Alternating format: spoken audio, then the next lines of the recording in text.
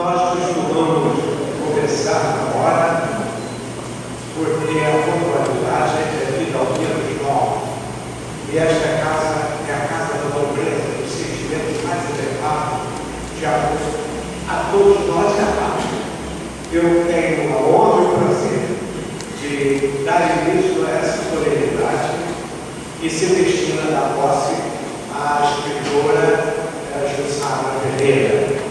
Eu quero dizer às senhoras e senhores que nós estamos vivendo e sentindo nesta solenidade, nesta tarde, que daqui a pouco será noite, mas não vai perder a sua luminosidade. Achei essa daqui uma sessão muito especial, com a presença de tantos de minha casa. É como se fosse uma homenagem àquele maravilhoso município. Um querido amigo disse: devia ser Estados Unidos tanto do minha casa. Porque é uma obra de fiscal, é uma obra do território, Estados Unidos tanto dos boi da casa. E eu queria nesse instante para que possamos plenamente começar essa reunião com uma comissão para introduzir no recinto a novela acadêmica. Então eu chamaria os campistas. Eu vou chamar o acadêmico de Vídeo România, que é campista, que vai produzir a França Machado Davi, e dando uma concessãozinha literal, eu vou aqui, e a Lúcia Romero também, professor, o acadêmico Luiz Albuquerque, vai fazer uma comissão para introduzir até aqui entre nós o novela acadêmica a Jussara Ferreira. Ela vai vir nos braços de acadêmicos da classe titular da classe de letras para o caso de ensino que não vai estar dele, porque aqui será a nova casa da nova academia. Acompanhando de uma delegação, estamos recebendo a novela acadêmica Jussara Ferreira.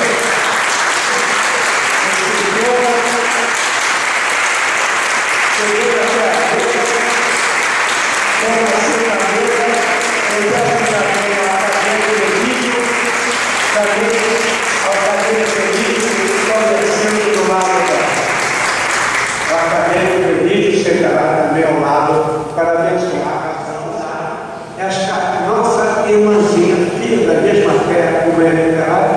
Eu vou solicitar a acadêmica Márcia Maria de Jesus Peçanha que proceda a saudação à novela acadêmica em nome de todos os integrantes da academia. Eu sou presidente da Academia Fluminense de Letras, Dr. Roberto Bardança, demais componentes da mesa, Sandra da Tarde, Jussara Ferreira, acadêmicos e convidados.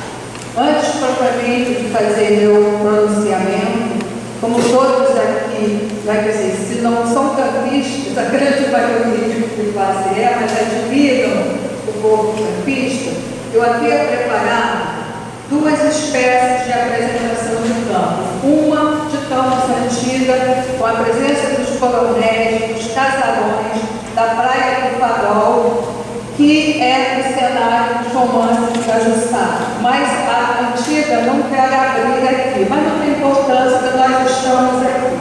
Então vamos mostrar a Campos Moderna, que foi cedida pela lei de Barros Negros, filmada por Doni, para recebermos a nossa conquista.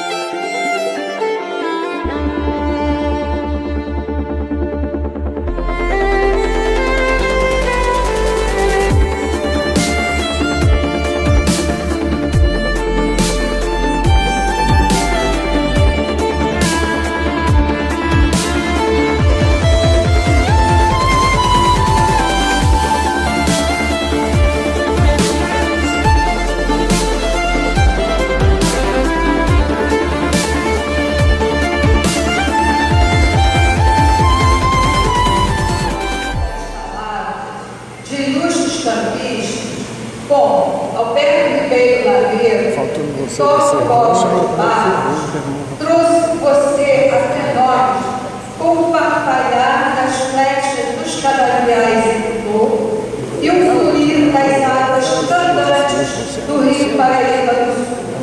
O Rio Paraíba do Sul, que vemos na imagem, tão louvado no poema A Mansa Verba de Azevedo Cruz.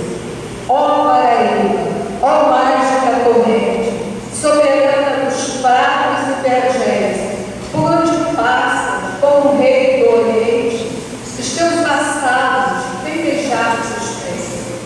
E banhados por essas águas, Sarari, você nos faz reviver o cenário campista da época dos coronéis, dos casarões, retratando a ambiência rural com seus costumes, tradições, personagens enraizados na terra do Itatá, animando as personagens, as páginas de sua obra, Amor e Ódio, Laços do Passado. Sarari, antes de dedicar-se à escrita dos romances, desempenhou importante papel no magistério e, como educadora, sempre se empenhou em despertar nas pessoas o gosto pelas letras, pela literatura, a fim de registrar e de perpetuar os fatos históricos e culturais da região do Campo. Caçula de uma família de 11 filhos, Jussara nasceu em Baixa Grande, distrito de Campos, onde existia uma usina com o mesmo nome, Baixa Grande. Filha do senhor Tolo Ribeiro Gomes, ele se pronuncia Tolo, operário da referida usina, e de dona Energina Souza Gomes, aqui presente, a sua mãe. A família mudou-se para a cidade de Campos quando Jussara tinha 6 anos, para que os filhos pudessem estudar. Jussara formou-se no Instituto de Educação de Campos, normalista, professora primária, concursada, e seu primeiro local de trabalho foi a Escola Municipal Getúlio Vargas, sabe onde? Em Torres. E aqui abro um parêntese para explicar algumas coincidências, arabescos que se encontram traçando linhas de nosso destino.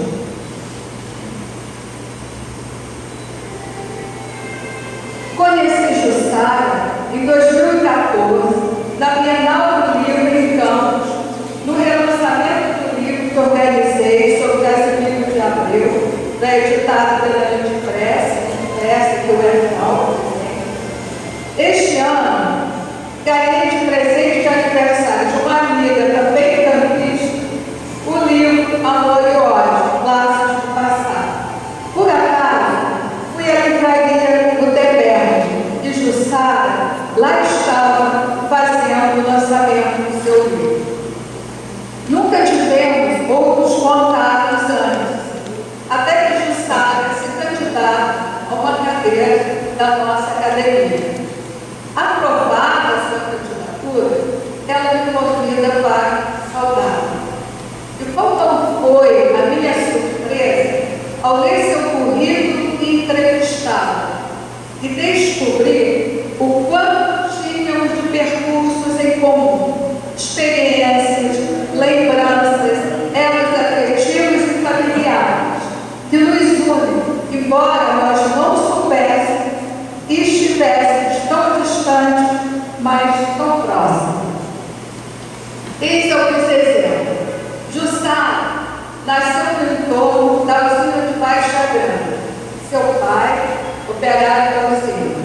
Eu nasci em Torres, usina Paraíso. Meu pai, operário da usina.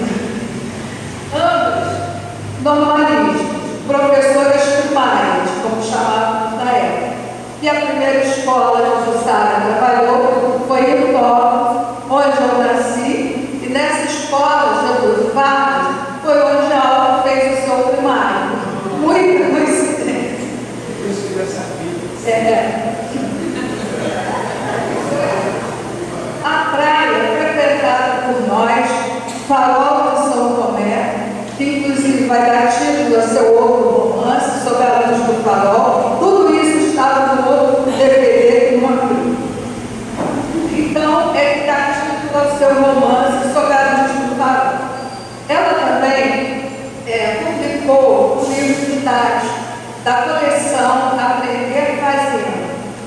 primeira à quarta série para a Rede Municipal de Educação de Campo. Ela foi a autora organizadora da área de ciências e parceria com outra professora, Maridelma Purpé, de Torres, responsável pela área de matemática, e outra coincidência que só descobrimos agora. Maridelma é prima de Aldo pela parte paterna e minha prima pela parte materna. Então, todas as linhas confluindo como se fossem os apoios do Rio de Paraíba, se reunindo aqui nessa bela tarde na Galeria Fluminense. Outra coincidência. Jussara é casada com o médico Dr. Guilherme Alcia, aqui presente também, que trabalha com o meu querido primo médico Arquimedes, também em Campos. Outro dado interessante: o último antecessor da Jussara na cadeira 42, Toro Borba Barros, também é de Campos, nasceu próximo ao local de nascimento de Jussara. Jussara em Baixa Grande e ele em Campo Limpo. E o pai de Jussara também se chama Toro, deve conhecer tudo. E por falar em nosso estimado e saudoso confrade Toro de Barros, quero, até vai justificar toda a emoção que sinto ao receber uma campista, estando aqui também presente a filha e o genro do Toro de Barros e vários outros campistas. Eu quero ler um fragmento do Dr. Toro de Barros, que condiz com a atmosfera dos romances de Jussara. Abrindo aspas. Questão muito importante para mim e que, sobretudo, me traz imensa emoção é falar da infância, dos meus pais, da terra onde nasci. Evocá-los é sempre um chamamento à doce saudade, cultivar resquícios de suaves lembranças. A região de Campos, onde nasci, é a zona dos canaviais internos, acariciados pela mansa brisa do vento nordeste, que vem dissipar os vapores fumegantes das chaminés das usinas. Existe um singular liano que prende a criatura humana à terra em que nasceu, Toro de Barros. E presos neste terrorismo construtor estão os titulares da cadeira 42. Martins Teixeira Júnior, Alberto Lameiro, Toro de Barros e agora Sara Lima, sempre evocando em suas obras o cenário da extensa planície Goitacá, almejando que seus livros sejam instrumentos de pesquisa sobre campos e também ela quer levar ao leitor uma reflexão, quer despertar nele o respeito pelas diferenças e falar de luta pela igualdade de direitos. Por isso, ao publicar Longe de Casa, romance baseado em fatos reais, em que relata o desaparecimento de crianças, o abandono, a exclusão e a violência, ela faz um alerta reflexivo sobre a vida das crianças nas ruas, sobre os excluídos. Sara Lima, romancista, autora das seguintes obras: Sob a Luz do Farol, 2012, Longe de Casa, 2013, Amor e Ódio, Laços do Passado, 2015, Além das Cinzas, 2016. Seu nome artístico, Sara Lima, provém de Sara, abreviação de Jussara, e Ri de Ribeiro, sobrenome de seu pai, e Fé de Ferreira, sobrenome do marido, mantendo a tradição dos casamentos à moda antiga, e que a mulher mantinha o nome do pai e o nome do marido. Residente em Campos até hoje, seu grupo familiar é formado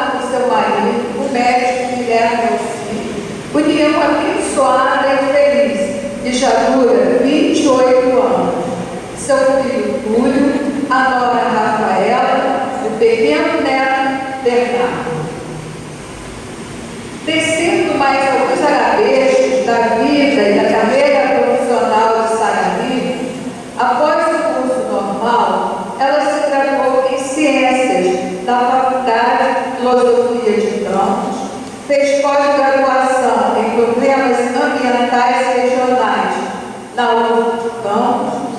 Daí a propriedade e o embasamento de seus escritos sobre a região campista, aliados ao seu penhor literário, que lhe proporcionaram os caminhos para a urdidura de seus romances regionalistas. Conhecimento, história e vivência se entrecruzando na trama romanesca. Seria uma representação feminina de José Cândido de Carvalho?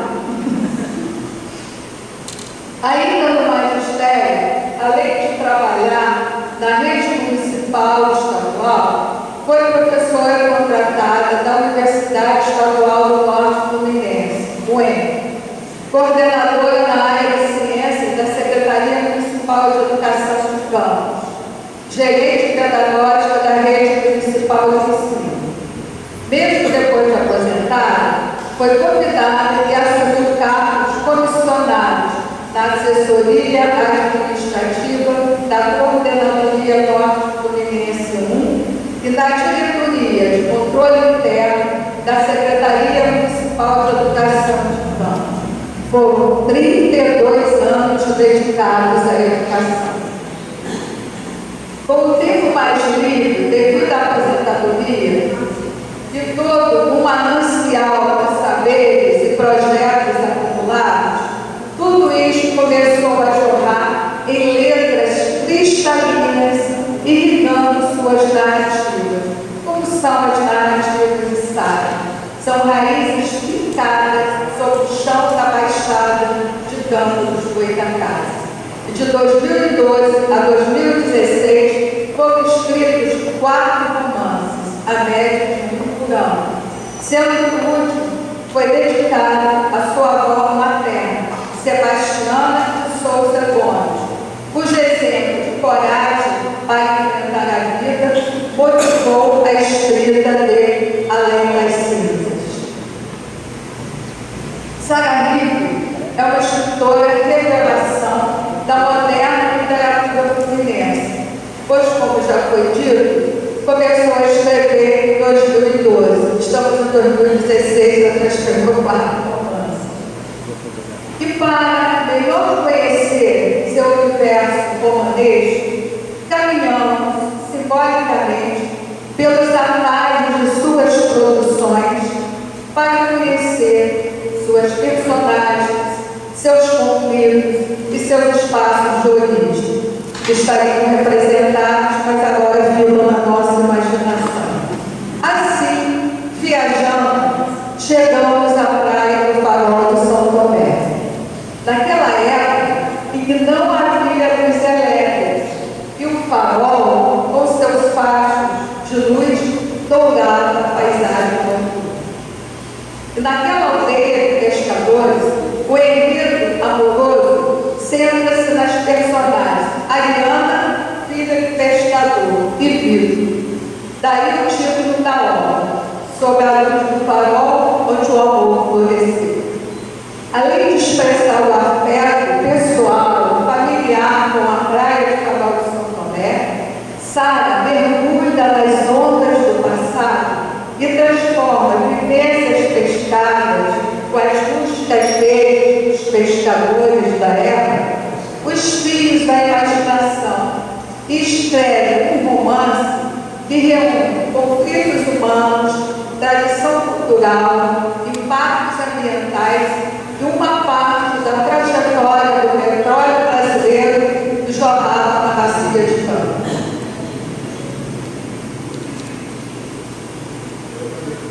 E aí, sob o efeito dessa luminosidade, partimos do farol e chegamos, sabe onde? Aos casarões, ao casarão sede da Fazenda Grande, onde Olívia, a protagonista do romance, neta do riquíssimo coronel João Vicente, nos recebe para apresentar drama amoroso. Olivia, apaixonada pelo bisneto de um escravo de sua família. Amor proibido, condenado pela sociedade preconceituosa da época. Mas Olivia, mulher além de seu tempo, determinada, disposta a vencer barreiras em um tempo e espaço onde honra e traição, poder e preconceito se enrodilham nos convenios das paixões humanas, Olivia sofre as consequências de suas ações, mas pratica essas ações em amor e ódio, laços do passado. Seguindo a viagem, já quase no final, com Sarai, entramos em outro livro seu. Por onde entramos? Pelos asseios dos canaviais. Quem conhece o interior sabe o que é um asseio, são os caminhos.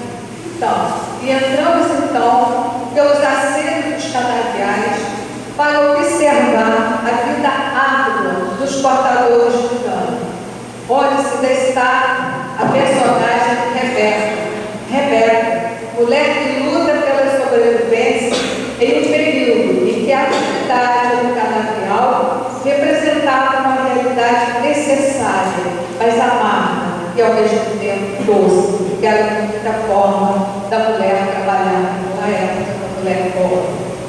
E Rebeca, então, se vê obrigada a se vestir e a se passar por um rapaz cortador de cana, para trabalhar e sobreviver em Além das Cinzas. Todas as mulheres que são personagens, elas são heróicas, elas são guerreiras e elas enfrentam os preconceitos do tempo. Então essa também é uma tônica da obra da Sarai. No norte fluminense, o cultivo da cana-de-açúcar era a principal atividade econômica da região de Campos. Campos chegou a ter 28 usinas em pleno funcionamento. Hoje, restam apenas 2, assim mesmo, em situação precária. Vencidos os obstáculos desses romances através das personagens, no epílogo do referido romance, Além das Cinzas, a protagonista Rebeca passa a dedicar sua vida a uma árdua campanha em favor dos direitos humanos. E heroínas campistas como Benta Pereira, Mariana Barreto marcaram bem a presença feminina na história de Campos. E também na bandeira de Campos, tem a famosa frase escrita em latim, que até o doutor Rodrigues se lembrou, e que eu havia colocado aqui quando projetaríamos o culto da Benta Pereira, e que temos: aqui as mulheres cuidam pelo direito, e as mulheres campistas sempre fizeram valer os seus direitos. Então, Sarai, orgulho da mulher campista, que tão bem soube escrever com sentimento e verdade a história de nossa gente, de nossa terra. Assim, os confrades da Academia Fluminense de Letras têm o prazer de recebê-la, iluminada com os clarões do farol de São Tomé, com as águas do rio Paraíba que correm para aqui, nesse momento de confraternização, mas você chega em especial com as luzes de sua sabedoria, com os fortes laços do passado, unindo o patrono, os ocupantes da cadeira 42, e em especial Alberto Madeira e Todo de Barro. E todos esses laços estão aqui hoje presentes com todos os convidados e amigos. E aí, após a queimada dos canaviais, além das cinzas, o que resta? Resta a beleza do renascer de Fênix. Você, Sarai, entrando vitoriosa na Academia Fluminense de Letras. Seja bem-vindo.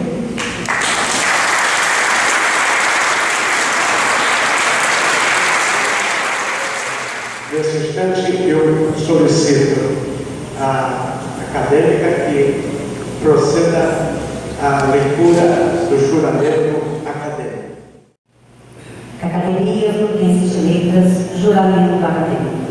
Prometo honrar a Academia Fluminense de Letras, cumprir e fazer cumprir o seu estatuto, manter o respeito, a lealdade e a cordialidade aos meus pares, promover o ideal acadêmico, o intercâmbio cultural e o maior engrandecimento da memória e da cultura do Estado do Rio de Janeiro. Termo de compromisso e posse. Aos 22 dias do mês de setembro do ano de 2016, na sede da Academia Fluminense de Letras, tomou posse como membro titular da classe de letras a romancista Jussara Ribeiro de Souza Ferreira, sucedendo aos acadêmicos Martins Teixeira Júnior, Alberto Ribeiro Lameiro e Toro de Barros, tendo como patrono Soares de Souza Júnior. Foi saudada pela acadêmica Márcia Pessano. Após a leitura do julgamento, em que a nova acadêmica prometeu respeitar o estatuto, preservar a memória da instituição e contribuir para seu engrandecimento, ao ocupar a cadeira número 42, patronífica de Soares Souza Júnior, recebeu e vai receber as insígnias acadêmicas beca, capim, medalha e diploma. E antes de seu discurso de homenagem ao patrono e seus antecessores, foi elaborado este termo de compromisso e posse que assina com a primeira secretária e como presidente. Sai, por favor.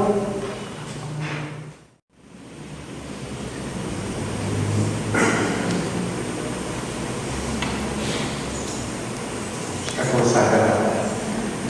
Eu quero, com muita honra, convidar a Dona Edina, a mãe da nossa verdade, e o seu príncipe consorte Guilherme, meu colega, que veio até aqui, e nesse momento nós vamos pedir que coloquem a medalha acadêmica.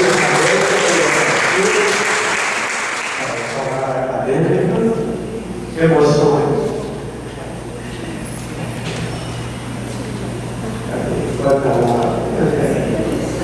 Eu pedi a Dona Regina e o Guilherme que colocassem a medalha e o manto acadêmico da beca.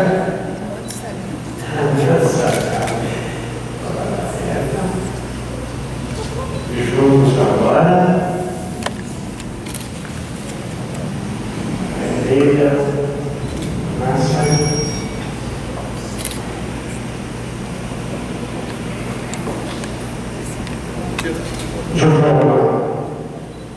A Academia Fluminense de Letras confere a cabeça de Estado Ribeiro de Souza Ferreira, diploma do ocupante da carreira da vencedora da Clínica de Soares de Souza Júnior, como membro titular da classe de letras nos termos da atividade do Estatuto. Parabéns, esta casa agora passa a ser definitivamente a sua casa da imortalidade acadêmica. Parabéns, os aplausos de todos que vieram.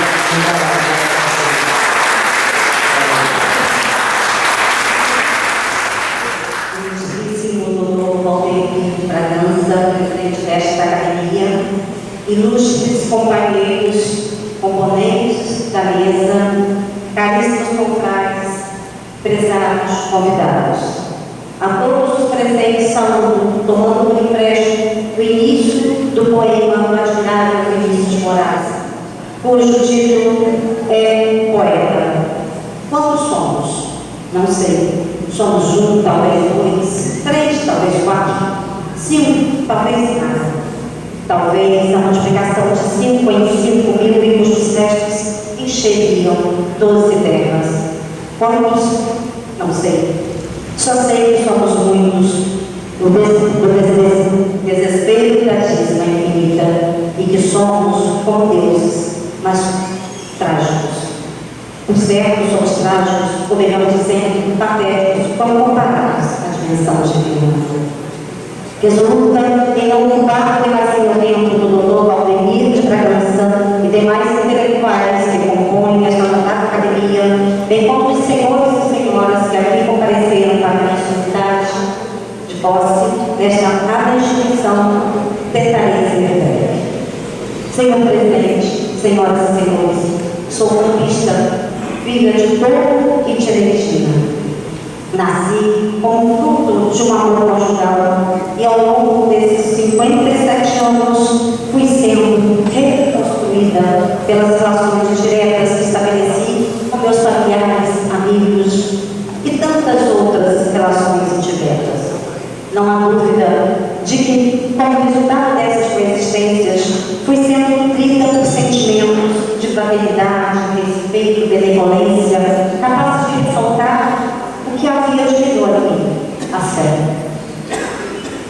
E é nesta fé que respaldo minhas escolhas, pois acredito que a nossa vida é como uma longa viagem de trem, intercalada de estações tidas como paradas obrigatórias. Em todas, há o momento da chegada e o momento da partida. Após ter vivido em Baixa Grande, como a nossa ilustríssima acadêmica Márcia Chaves se informou, fui com minha família morar em Campos. Entrei no Instituto de Educação lá, saí professora. Foi a primeira partida de minha vida. Acreditem, não foi fácil deixar a minha infância para ter uma vida adulta. Ingressei ainda no magistério pela Escola Municipal do Getúlio Vargas e tive outras passagens, como na Escola Estadual do Luiz Guaraná, como a Universidade Norte-Fluminense, mas o que mais me fez crescer foram os momentos vividos dentro da instituição em que me formei, o IEPAM. Confesso que ao longo dos anos de estudante, a matemática foi a disciplina que mais me encantou. Contudo, a literatura e as artes cênicas mexiam com minha alma e permitiam que eu me reinventasse desde muito cedo. Para cada enredo, múltiplas possibilidades. Da bruxa, a fada, da borralheira, a princesa, do rural ao gato de botas, de Ariel, a Alice, de Iracema, a Gabriela, de Isaura, a escala de jornada. Cada livro e seus personagens apresentaram valores. Compreender cada um deles significava desvendar a complexidade das relações humanas. No ano de 1986, mais precisamente, o dia 13 de dezembro, foi a partida mais difícil e o mais desafiador recomeço, o dia do meu casamento. Deixar minha família nuclear e seguir ao lado do meu esposo Guilherme Alcir, para uma vida nova, era a um só tempo assustador. Eu não sabia cozinhar. E importante, eu estava e continuo apaixonada eternamente. A partir daquele desembarque, eu consegui entrever uma vida feliz, cuja plenitude ocorreu com a chegada de nosso filho. Senhoras e senhores, a minha longa vida, mas tão curta diante da vida de tantos senhores aqui presentes, foi simples, mas carregada de muitos momentos de emoção, momentos de embarque e momentos de desembarque. Em agosto de 2011, após completar 32 anos de dedicação ao magistério, optei pela aposentadoria, o que implicou na mais dolorosa partida. Acreditem, cheguei a crer que não havia mais estações a serem ao menos visitadas. Parecia que naqueles primeiros meses de aposentada, que os trilhos tinham sido arrancados por mãos monstruosas que torciam pela minha profunda consternação, pelo abandono de mim mesma. Permitam-me, senhores, declamar um poema que escrevi e que retrata o estado melancólico em que me encontrava. Páginas viradas. Preciso aprender a dizer adeus e caminhar sempre, sem olhar para trás. Preciso urgentemente acreditar que o futuro será presente, mas que o passado jamais.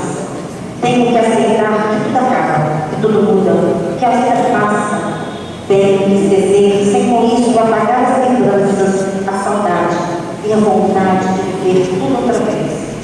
Preciso aprender a dizer a Deus e a seguir em frente, sem olhar para trás.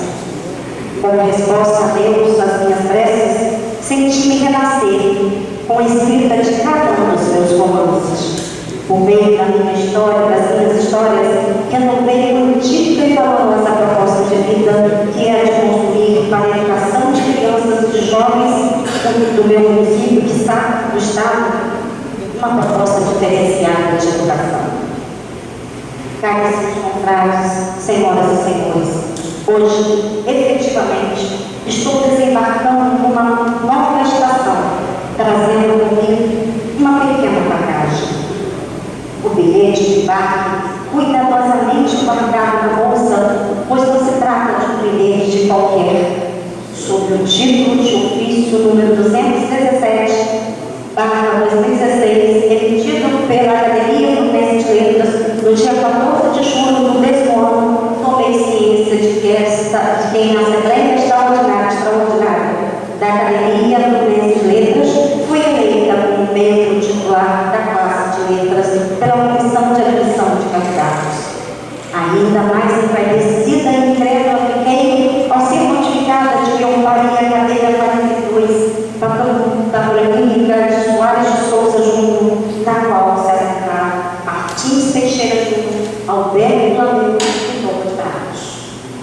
Caríssimos convidados, conhecer a vida e a obra desses egrégios homens confirma a crença de que não possuímos méritos que justificariam tão grande honraria a sucedeu-nos. Hei de aprimorar-me a cada dia numa incansável busca pela superação dos obstáculos a nível pessoal, social e acadêmico. Pensei que me encontro quase como uma folha em branco, sem grandes feitos que justifiquem posar-me nesta academia. O pensamento filosófico que melhor expressa a minha simplicidade e que me mantém agradecida pelas oportunidades de crescimento é o da Santa Madre Teresa de Calcutá, que diz: sou apenas um lápis nas mãos de Deus, é Ele quem me escreve. Senhoras e senhores, acredito que a energia fundamental para a transformação de nós mesmos em um novo ser é o desejo de mudar. Eu estou pronta para mudar. Tornar-me membro titular da classe de letras dessa academia de honrada tradição muito me engrandece. Ocuparei com mensurável orgulho a cadeira de número 42 com total consciência das responsabilidades que assumo. E para não usar o tempo que ainda me resta discorrendo sobre mim mesma, revelo por fim que me encontro sedenta de aprendizagem. Farei uso de duas frases do livro O Pequeno Príncipe para expressar meus sentimentos. É preciso que eu suporte 2 ou 3 larvas se quiser conhecer as borboletas. E os homens embarcam nos trens, mas já não sabem mais o que procuram. Senhoras, senhores, entro nesta academia com a humildade de uma larva, mas com a determinação de vir a ser uma borboleta.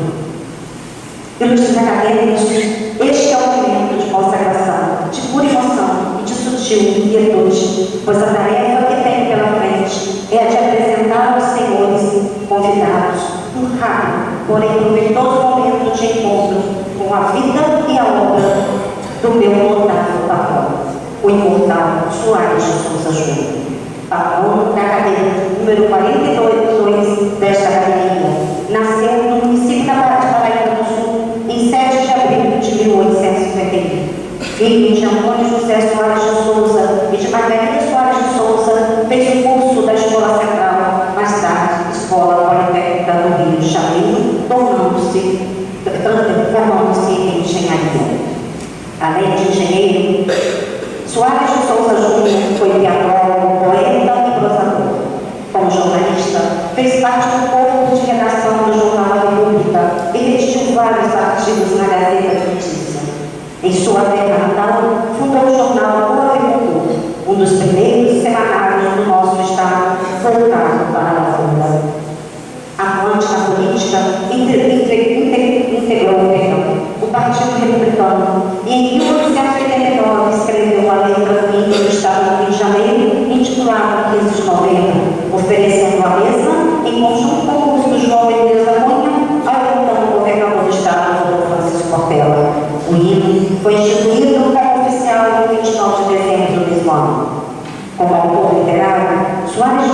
Júnior escreveu contos, peças teatrais, crônicas e poesias, tendo publicado diversas obras pela livraria Garnier.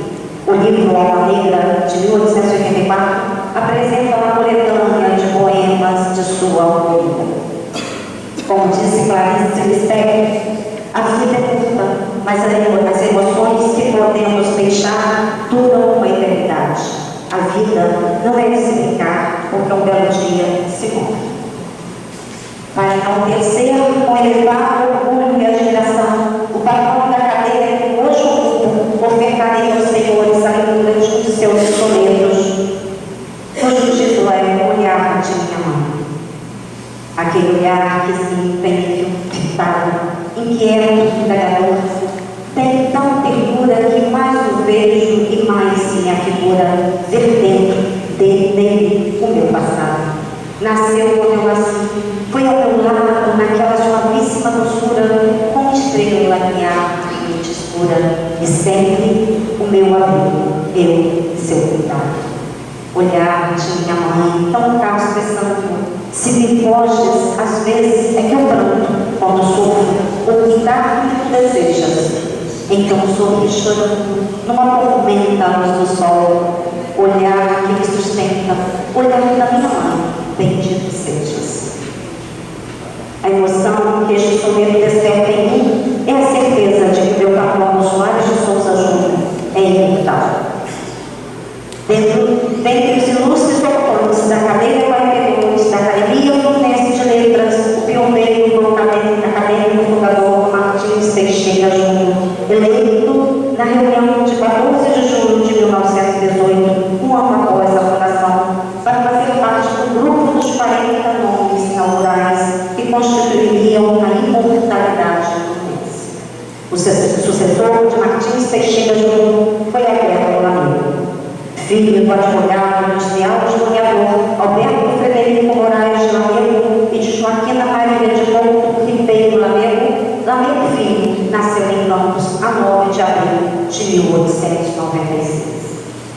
Com o intuito de educar os filhos da Europa, Alberto Ribeiro Lamego, o Lamego Filho, é levado pelos pais a viver em Portugal. Em 1910, sua família muda-se para a Bélgica. Aos 17 anos, Lamego Filho entra para o curso de Engenharia, Artes, Manufatura e Minas da Universidade de Louvain, em Bruxelas.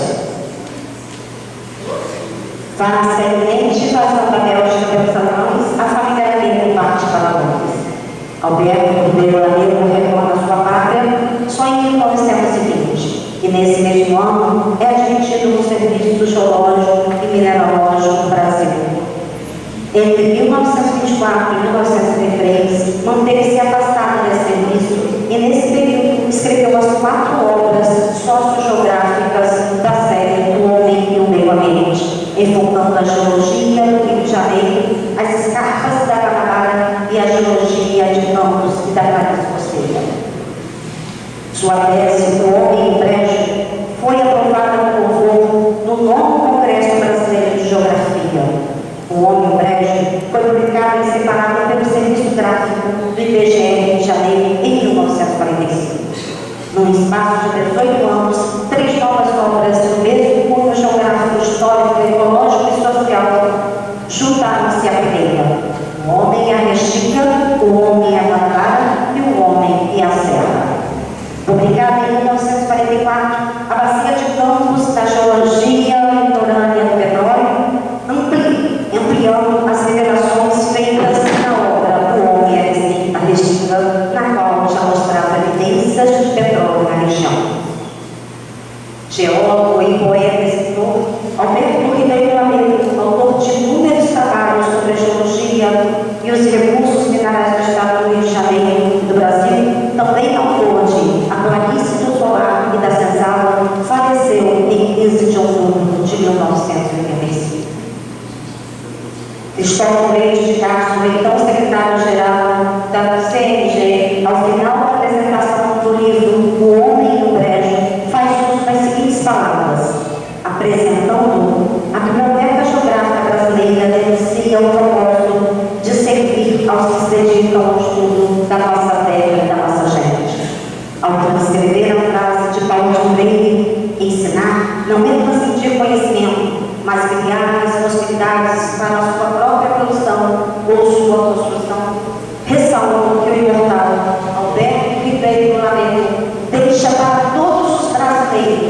em especial para os campistas e demais concidadãos do nosso Estado do Rio, uma preciosa herança, o exemplo de que a inteligência e o conhecimento devolvem o homem à terra, de onde ele nunca deveria ter saído. Paulo de Barros, o meu imediato antecessor na cadeira 42 dessa academia, forma com Alberto Lamego uma dupla de infinito valor.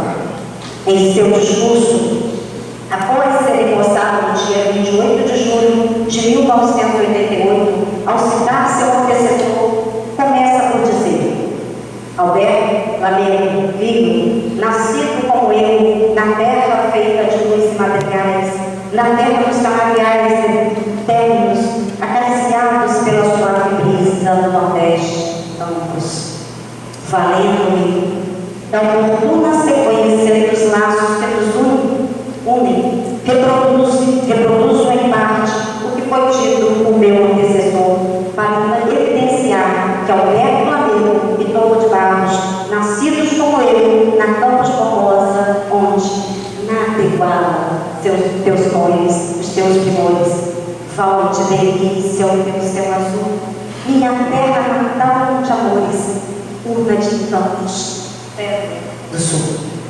Neste discurso, Paulo de Barros disse aos convidados daquela solene noite: o acadêmico Edson Rodrigues, no Terbar, deu-lhe as boas-vindas no discurso que faz sobressair sua inteligência multifária. E continuou: como foi generoso ao examinar a trajetória da minha humilde existência. Ilustres senhores, que faço eu agora? Foi a pergunta que me fiz no terminante instante que separava o que havia escrito sobre Alberto Lamego e o que ainda havia por escrever sobre Paulo de Barros. Permitam-me retornar. Paulo de Barros atribuiu inteligência multifária ao imortal Edson do Terval, o que pode ser confirmado pela rica biografia do ilustre acadêmico que na ocasião presidia esta academia. E não bastante, afirmou que sua trajetória terrena tinha sido humilde. Permaneci inerte por intermináveis minutos de puro silêncio. Foi então que recorri ao seu livro de memórias. Lá está escrito: com relação à minha linguagem esmerada, surgiram diversas histórias no decorrer do decurso dos anos, naturalmente originárias de mentes privilegiadas, como a de João Pereira, ou seja, o meu querido conterrâneo e ex-deputado João Rodrigues de Oliveira e seus seguidores. Um desses causos era contado assim: procurava em casa por um futuro cliente que só conhecia de nome o advogado Paulo de Barros, de bermudas e chinelos, atendeu a porta. Quero falar com o doutor Paulo de Barros, disse o visitante. Paulo respondeu: o interpelante tem interpelado o causídico que almeja. Então eu volto depois, retrocou o homem desconcertado. Bisneto de Barão de São Sebastião, o filho de José de Almeida Barros Filho e de Chamília Porra de Barros, Tom Porra de Barros, natural da Baixada Campista, nasceu em 24 de abril de 1914, na localidade de Campo de distrito de Goitacazes. Cursou o ensino secundário no Liceu de Humanidades de Campos e bacharelou-se no ano de 1938 em Ciências Jurídicas e Sociais na Faculdade de Niterói. Casou-se com Maria Carolina Aquino de Barros, com quem teve 4 filhos, e muito me honra a presença de sua filha e seus filhos. Obrigada pela presença. Homem culto e sensível, inclinou-se para o jornalismo, vindo a exercer no Diário da Noite do Rio e posteriormente no Jornal Dia de Campos, no qual foi diretor. Atuou no magistério como catedrático de Direito Civil do Instituto Comercial de Campos, no Ministério Público como promotor de Justiça e na magistratura como juiz substituto da Segunda Vara da Marca de Campos.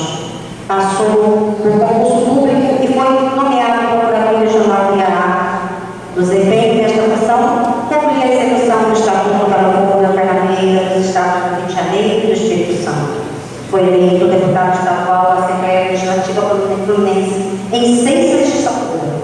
digitadoras. Sua vocação parlamentar o levou a ocupar os postos de líder do governo e líder da maioria, a ser eleito por 2 vezes presidente do Poder Legislativo. Recebeu da Assembleia Legislativa o título de benemérito do Estado do Rio de Janeiro. Foi 2 vezes presidente da Caixa Econômica Federal do Estado do Rio de Janeiro, nomeado pelos presidentes Juscelino Kubitschek e João Cláudio. No Executivo, entre muitos cargos que desempenhou, sobressaiu-se como secretário de Agricultura, Indústria e Comércio no governo de Miguel Couto Filho. No período de 1958 a 1959, governou o Estado do Rio de Janeiro. Eleito deputado para a Assembleia Constituinte do Estado do Rio de Janeiro no ano de 1947 pelo Partido Social Democrático, suplente deputado estadual em 1950 e, finalmente, elegendo-se deputado estadual em 1954. Afastado da vida pública, passou a atuar como advogado em Teresópolis. Recebeu o título de teresopolitano honorário e o título de niteroiense honorários cedidos pelas respectivas câmaras municipais. Suas realizações como advogado, jornalista, conferencista e orador renderam várias condecorações nacionais e estrangeiras. Paulo de Barros foi também membro da Academia Metropolitana de Letras, 2 vezes presidente da Academia Metropolitana de Letras e da Academia Paulista. Quem o conheceu de perto afirma que Paulo de Barros foi um homem intrinsecamente simples, dono mesmo de uma singeleza cativante. Um bom brasileiro. Assim, o jornalista, escritor, político e administrador Barbosa Filho definiu Paulo de Barros. O livro Memórias, Paulo de Barros, Um pouco de mim, muito dos outros, 1995, sintetiza a forma carinhosa com que ele tratava todos à sua volta. Dono de um sorriso dadivoso, de um cavalheirismo incontestável e de uma intelectualidade admirável, foi o Paulo de Barros deixou saudades. Paulo de Barros, um homem cuja palavra humilde caía-lhe bem quando lhe adjetivava o coração. Já sua trajetória, puro júbilo, sob a luz divina. Sou um homem humilde que nunca teve ódio de ninguém e que pede a Deus todos os dias para errar menos. Levarei essas palavras comigo. A esses 4 mortais acadêmicos que deixaram marcas de contribuição na literatura e na cultura deste nosso Estado, minha simplória poesia, que tal qual a oração liga o presente ao passado. Delírio. Se a vida é uma fantasia, não me cabe julgar. Os que se julgam mortais, os que se dizem conceitos, os que profetizam verdades, os que contam vantagens, os que se acham normais. Se a vida é mesmo fantasia, fruto de alucinação, a mim não cabe apontar. Os que cospem injúrias, os que zombam de nós, os que fazem maldades, os que levam amizade, os que têm alma voz. Mas se fantasiar a vida é capricho do nosso destino, como saberei, se é que se pode saber, se a certeza que tenho é parte de meu desatino? Para finalizar, senhoras e senhores, quero registrar minha eterna gratidão, primeiramente a Deus, por ter me conduzido em segurança em todas as etapas dessa minha vida, que ainda se faz curta. Preciso agradecer ainda às pessoas que foram responsáveis por abrir as portas que me possibilitaram tantos embarques e desembarques. Entretanto, como não posso e não devo alugar meus justos, citarei alguns nomes, mas afirmo que a omissão de tantos outros em nada irá alterar a elevada estima que há muito sabedoria. Inicio meu agradecimento elevando aos céus saudade e gratidão a 2 grandes homens que marcaram Tocco e Ribeiro Gomes, a quem devo os princípios que norteiam minha vida, e meu sogro, Dr. Alcir Ferreira Filho, meu segundo pai, a quem devo desabrochar da minha face de romancista. Ao citar Mônica Genetina, minha amada mãe, cuja trajetória de vida pode ser registrada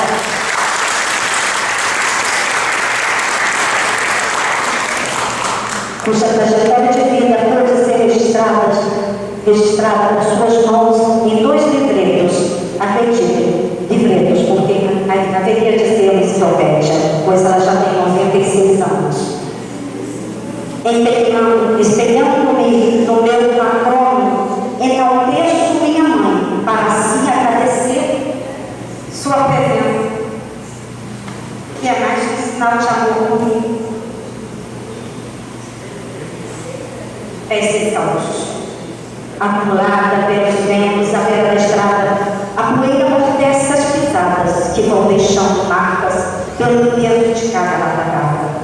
O corpo imundo da menina, ainda tão nova, não pesa quase nada sem aquelas latas com água. E as pegadas deixadas na beira da estrada vão se tornando fracas, enquanto esperam um sopro mais forte de vento, às vezes dormem completamente, assim como faz o tempo com algumas lembranças da gente. Elídia é o nome da menina. Raquel, com as latas bem cheias de água. Hoje, passados longos tempos, não se vê mais na estrada, nem a menina, tampouco as suas pegadas. Mas os caminhos trilhados por Eletina, é ela quem nos conta, com os olhos assustados.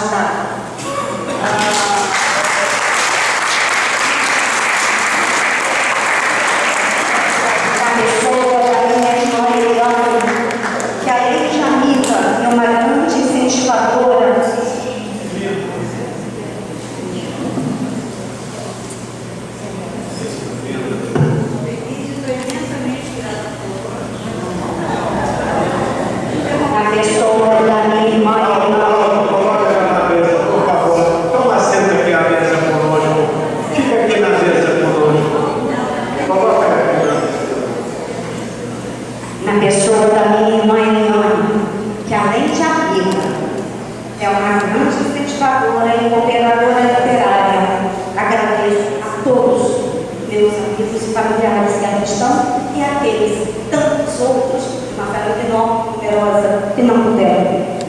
ao meu lado, Guilherme Salles Ferreira, meu namorado, meu filho Túlio, minha nora Rafaela e nosso precioso neto Renato, a minha eterna gratidão pelo amor e pelo cuidado dispensados a mim. A Luísa Augusto Bertal, responsável por eu estar aqui hoje, nessa belíssima noite, cheia de emoção. A você, Bertal, jornalista e publicista da Editora Express, o meu muito obrigada por acreditar que minhas obras literárias revelam a essência de uma, talvez, professora bolsista. A secretária desta academia e também presidente da Academia Interiorense, a ilustre acadêmica Márcia Peçanha, o meu profundo agradecimento pelas belas palavras proferidas que tanto me enalteceram. Estou certa de que, como conterrânea, deixou-se levar pela emoção e falou sobre mim o que lhe veio ao coração. Recorrendo mais uma vez ao clássico Pequeno Príncipe, encontrei que buscava para este momento de agradecimento a você, Márcia Peçanha, ministra acadêmica. Às vezes, não precisamos de palavras, só do som que vem do coração. Eu o escutei. Aos diretores e à comissão de admissão de candidatos a membro titular da classe de letras, a minha singela gratidão pela preocupação do meu nome. Ao presidente, doutor Valdemir de Bragança, cuja trajetória de vida foi marcada e continua sendo por compromissos políticos e sociais, com grande dedicação à medicina, à educação e à cultura do nosso estado. O meu eterno e carinhoso agradecimento. Ao ler vossa biografia, ainda que condensada, fui tomada por fortes emoções ao lembrar-me de Dom Dulce Ferreira, seu colega. Ambos revelaram no exercício da medicina o cerne de suas almas virtuosas. Senhor presidente, meu mais profundo respeito e minha eterna admiração.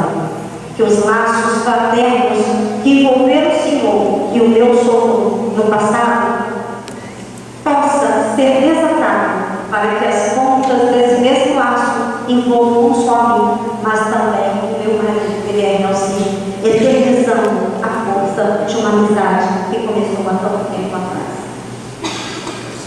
louvarei por todo sempre a forma cortês e entusiástica com que o Senhor me recebeu. Primeiro dia que é muito. Gesto que se manifesta mais uma vez na noite de hoje. Ilustríssimo presidente, Dr. Valdemir de Bragança, reafirmo diante do Senhor e dos demais confrades o compromisso de honrar nosso estatuto e de fazer da minha pesquisa e da minha produção literária um acanhado instrumento de confirmação dos valores dessa altiva academia que se encontra sediada no prédio da Biblioteca Pública de Niterói, numa legítima integração literária e cultural. Para concluir, farei uso do poema do notável João Cabral de Melo Neto, Fábula de um Arquiteto. Arquitetura como construir portas de abrigo, ou como construir o aberto, construir não com humilhar e prender, nem construir como fechar secretos, construir portas abertas e portas, casas exclusivamente portas e teto. O arquiteto que abre para o homem, tudo se semearia desde casas abertas, portas por onde, jamais portas contra. Por onde, livres, armas, razão certa. Até que tantos livres e habitam tanto redebundar a vida ao claro e aberto, onde abrir, ele foi apurando opados de fechar, onde vir, concreto, até fechar o homem, na capela, útero com contornos de matriz, outra vez certo. Não ouso imaginar o que diria esse grande poeta após ouvir as palavras que direi agora, mas acreditem, é meu coração que fala. Escrevi para esta noite gratidão. Sinto-me tão intensamente enternecida ao estar aqui agora protegida por esta casa centenária, nascida das mãos daquele que a desenhou, do homem que ao lançar seu olhar para além da grade das gaiolas, projetou um útero que abrigaria diferentes vidas com diferentes histórias. Entre contornos e formas de se admirar, surge um claro convite para nos adentrar. Janelas e portas dão vida à construção, com o fim, a frieza da antiga escuridão. Pelas janelas, a esperada claridade, pelas portas, intelectuais da cidade. E eu, feito feto literário de inovação, farei da AFL minha eterna fonte de inspiração. Obrigada.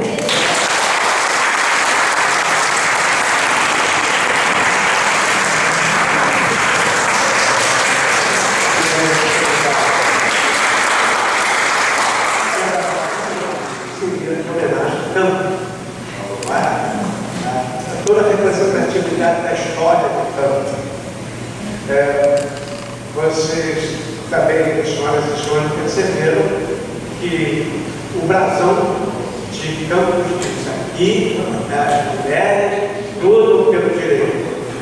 Elas, em latim, quando eu vou usar aqui, tem uma professora de latim. Mas é isso, porque aqui, além das mulheres independentes, mas não é só o que percebemos que as mulheres lá defendem a educação, defendem a cultura. Não é? Então, esse aqui o tema central: educação, a cultura desta casa. Casa, cultura da palavra. Eu queria lembrar que essa casa da memória, a guardiã da memória, que um campista foi o primeiro afrodescendente a ocupar a presidência da República de Tanzânia. Ele era um vulgo, nasceu em Campos também, com lixo humilde, e cresceu, desenvolveu em grande nível, foi presidente da província e foi presidente da República. Nós temos que lembrar que José Patrocínio, um gigante, também afrodescendente, que sacudiu o tigre da abolição, também Benta Pereira, que inspirou o cinema, aqui as mulheres lutam pelo direito, que deu Azevedo Lima, que deu São Paulo Pinto, Luiz Sobral, que deu Azevedo Cruz, lembraram Azevedo Cruz, e aí ele dizia assim: era feita de luz e de maternidade. Azevedo Cruz. Também tem tantas